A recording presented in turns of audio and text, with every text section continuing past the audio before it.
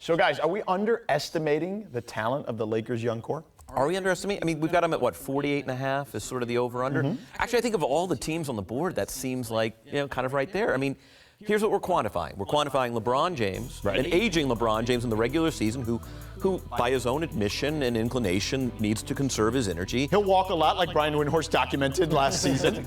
And then what do we got? We got like a very promising young core of talent. We have a core of slightly mercurial, over-the-hill, eccentric talent, and that to me sounds like a 49, 48 win team, and that's the estimate. Right. So I think this is, I think Kyle Kuzma has a supply and demand problem. He wants critics, and there just aren't enough to supply him. The straw man argument. Nobody believes in us angle already. But look, most of us are putting the Lakers in the postseason as a lock. That doesn't seem like underestimation. Except Kevin Pelton. Kevin Pelton's the guy they're talking about, clearly. Well, look, I think that there's a difference between underestimating talent, and that's what he's saying. That they're saying that they're very talented. We know they're talented. They're very talented, but are they ready to win? They've got young talent. They're a very young, talented team. They've got the best player in the world, consensus best player in the world, and they've got young talent. That doesn't necessarily mean that you're ready to win, and there can be a clear separation between those two things. And plus, talent doesn't equal wins. Look, the Thunder won 48 games last year. Most people would have said that they were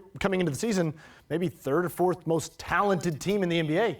You have to be a good team. And there's a lot of questions for the Lakers to answer this. Oh, I don't think there's any question. And look at the starts that LeBron has had in other stops, right? In Miami, it was 9-8, and in Dallas, he was bumping Eric Spoelstra. We talked about that for like a month, it felt like. Then in Cleveland, when he came back, if I recall correctly, it was 19-20 through 39 games. So there's a chance that this team will probably start off slow because of that, Royce, because they need to gel. We need to figure out how they can be a team. Yeah, I mean, also, I think the Lakers organizationally are well aware that this is not their season.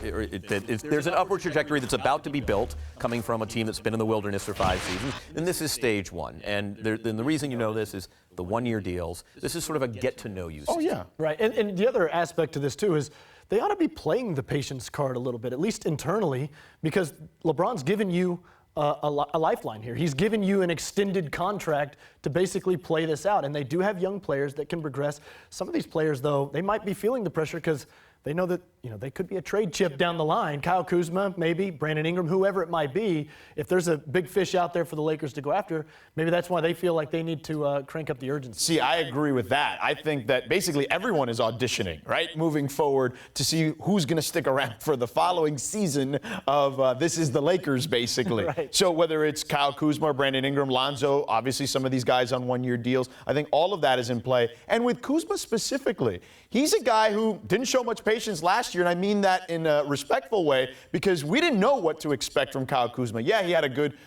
summer league or whatnot, but he showed us that he's a real player in this league, and I don't think that many people anticipated that. But by the way, I mean, on a larger level, has there ever been a player in the history of the league who said, you know what, you're overestimating us a little. I see Vegas as is at 48.5. Well, you know what, I see us as more of a 44, 45 win team. Yeah. And by the way, add Josh Hart to that mix, too, who I think is actually going to be a really good fit as a role player for that Lakers team. Isn't this a good mindset, though, if you do play for the Los Angeles Lakers, along with playing with LeBron James, to come into a season saying, look, I think that we could be really, really good. That's the kind of mindset that I think works with the Lakers organization. Yeah, take that, Kevin Pelton. That's what Kuzma really meant to say.